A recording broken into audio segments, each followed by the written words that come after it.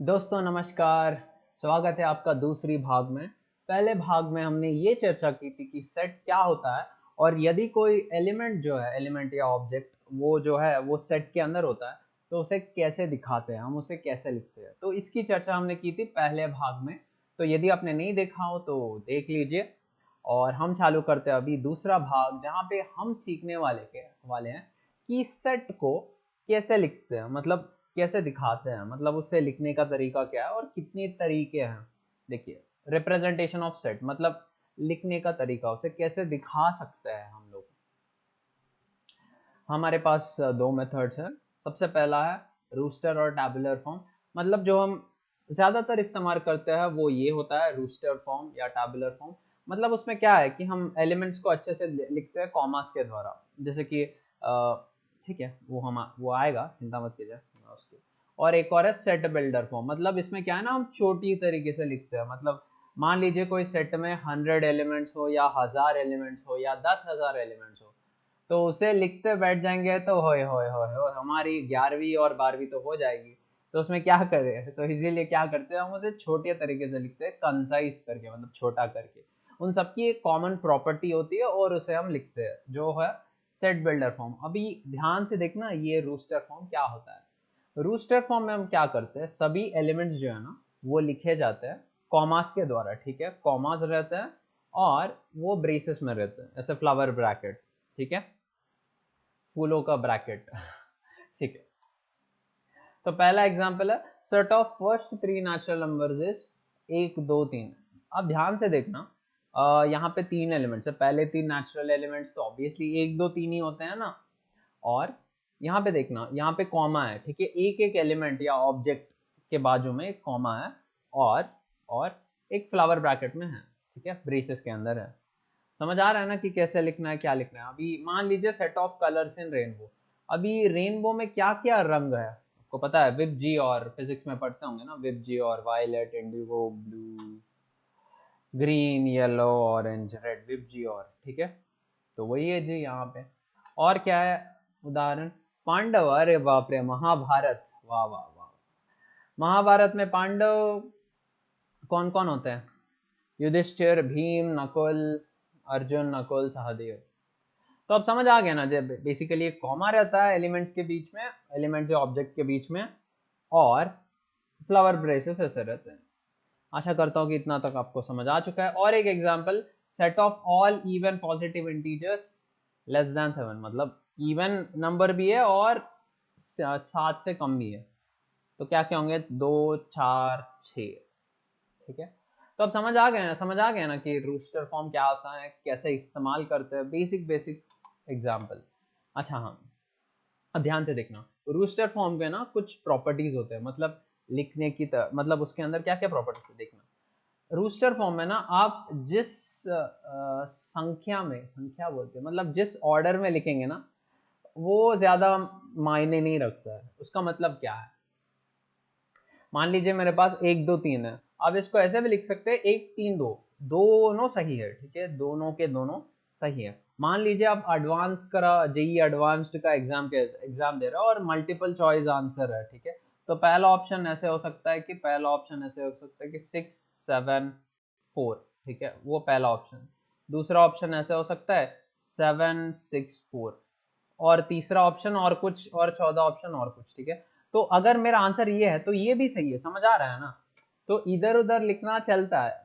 तो आप जिस संख्या में लिखेंगे, मतलब जिस ऑर्डर में लिखेंगे ना, तो वो मायने नहीं रखता है।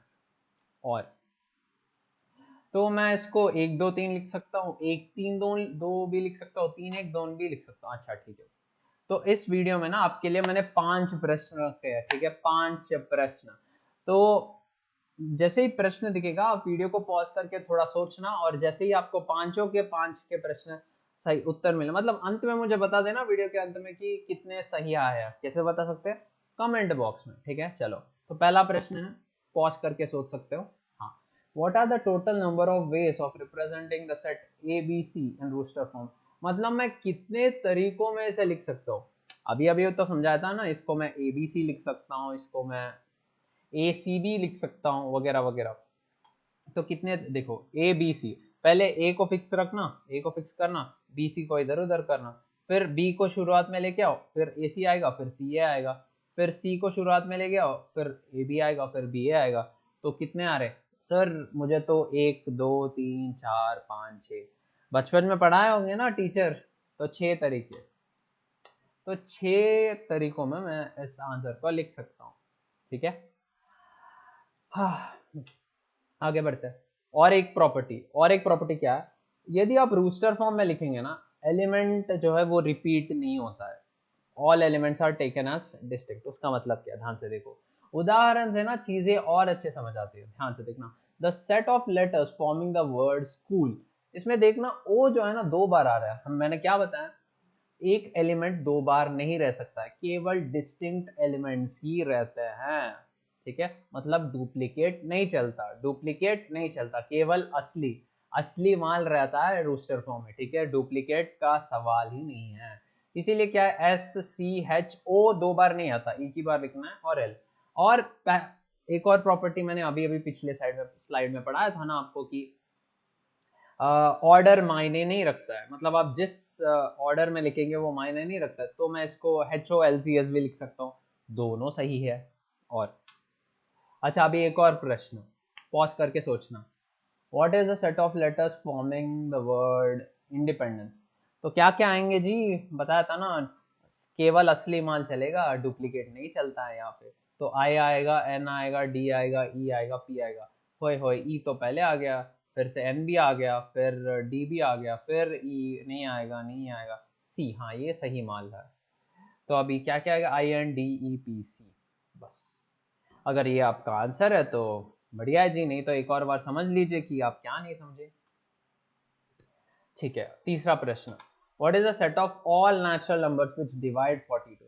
ठीक है जी, 42 को जो डिवाइड करते हैं नेचुरल नंबर, उसके बारे में पॉज करके एक बार सोच लेना।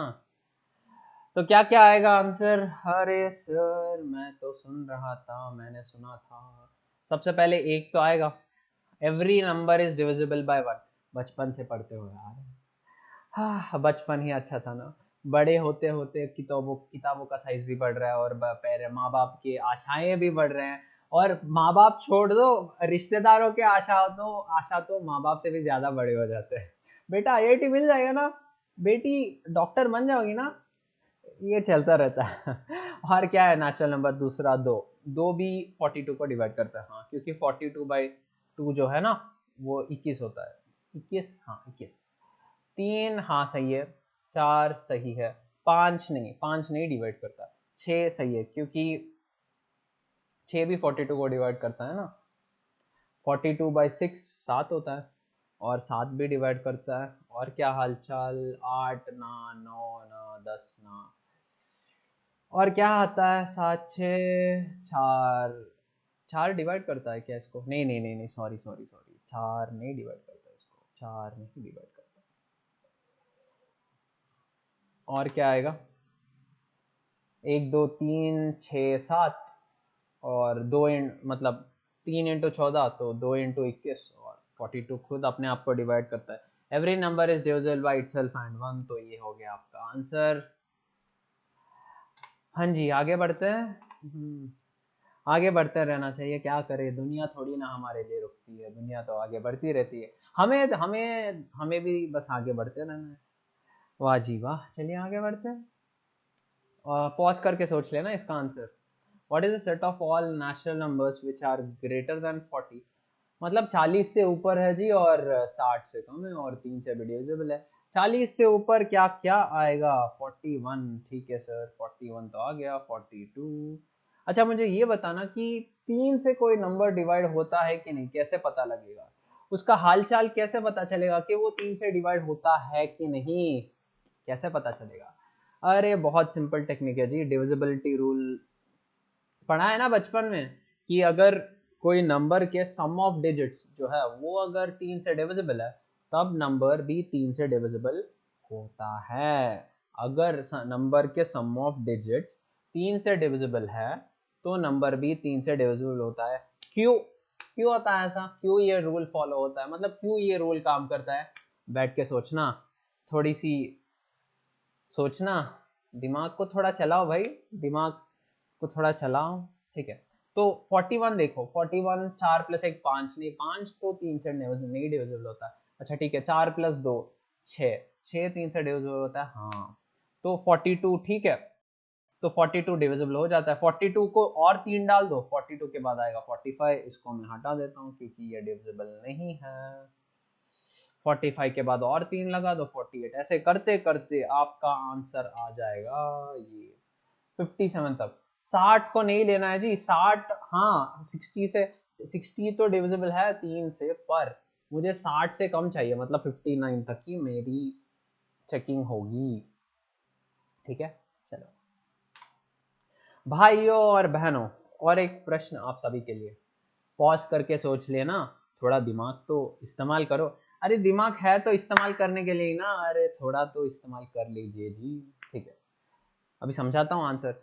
What is the set of all natural numbers which are greater than 28 square and less than 29 square and are divisible by 15? मतलब मुझे वो ऐसे नेचुरल नंबर चाहिए, कैसे, ऐसे नेचुरल नंबर चाहिए जो 28 स्क्वायर से ज्यादा है। 28 स्क्वायर क्या होता है? 784, 700। उतना हिंदी मुझे नहीं आता है कि अंक उतना अच्छा नहीं है मेरे। और 29 स्क्वायर क्या होता है? 841, 8 4 1, ठीक है। अब मुझे क्या देखना है? 15 से डिविजिबल होना है। देखो देखिए 15 क्या है ना, 15 जो है ना वो 3 इंटू 5 है, 15 जो है 3 इंटू 5 है। इसका मतलब क्या है? यदि कोई नंबर को 15 से डिविजिबल होना है तो वो 3 से भी डिविजिबल होना है और वो 5 से भी डिविजिबल होना है। सही है कि नहीं?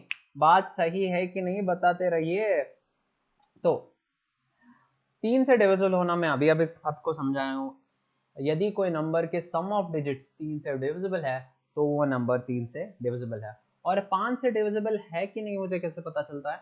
यूनिट्स प्लेस में, ध्यान से सुनना, यूनिट्स के प्लेस में 5 होना चाहिए या 0 होना चाहिए। यूनिट्स प्लेस में 5 या 0, पक्का लॉटरी लग गया आपका, ठीक है। चलिए अभी 784 में ना मुझे तो 5 नहीं दिख रहा है और 0 भी नहीं दिख रहा है, तो और पहले मुझे इसे कंसिडर भी नहीं करना है क्योंकि मुझे 784 से ज्यादा चाहिए। 784 के बाद क्या आने वाला है? 784 के बाद तो 785 आने वाला है।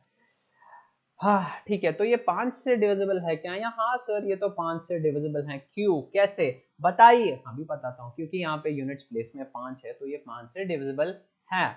ये 3 से डिविजिबल है कि नहीं? चलिए जी अभी चेक करते हैं। 7 प्लस 8 15, 15 प्लस 5 20, अरे रे एक कम पड़ गया, एक कम पड़ गया, तो ये तो डिविजिबल नहीं है, ये डिविजिबल नहीं है। और एक नंबर देखते हैं, और एक नंबर मैं ले रहा हूँ 790, ठीक है। 5 से डिविजिबल होना ही लेना है ना, ऑब्वियस की बात है। थोड़ा तो दिमाग दिमाग इस्तेमाल करते रहेंगे तो वो तो और तेज हो जाएगा। 7 प्लस 9 16 प्लस 0 16, 16 तो डिविजिबल नहीं होने वाला है। अच्छा आपकी उम्र अभी 16 या 17 होती होगी ना? 16 17 रंग बिरंगे दिन, ठीक है। तो 7 प्लस 9 और एक नंबर 795, 7 प्लस 9 16, 16 प्लस 5 21, बाप रे लग गई लॉटरी। 21 तो डिवाइड होता है 3 से, तो ये नंबर जो है 3 से भी डिविजिबल है और 5 से भी डिविजिबल है। अभी मैं दूसरा नंबर कैसे निकालूं? अरे बहुत सिंपल है जी, बस इसी को 15 ऐड कर दो, बस 15। इसके बाद क्या आएगा फिर? इसको 15 ऐड करेंगे तो मुझे मिलने वाला है 810। 810 के बाद और 15 ऐड करो तो मुझे मिलेगा 825, और 15 ऐड करो मिलेगा 840। इसके आगे नहीं जाना है क्योंकि मुझे 841 पे मेरा ब्रेक है, मुझे ब्रेक लगाना है। यहाँ पे दीवार आ चुका है, इससे आगे मुझे नहीं जाना है। तो यही इसीलिए मेरा आंसर है 795, 810, 825, 840। इसे सेट के जैसे लिख दो और खुशी खुशी, ठीक है जी। तो बता दीजिए, यदि आपके पूरे 5 प्रश्न बन गए तो बढ़िया है, कम से कम कि, और यदि 5 नहीं बने तो कितने बने उतना तो बता दीजिए, ठीक है। और यदि आपके कुछ शंकाएं हैं या डाउट्स है तो वो भी पूछ सकते हैं डाउट कमेंट्स बॉक्स में, ठीक है जी। संपर्क में रहता है, धन्यवाद।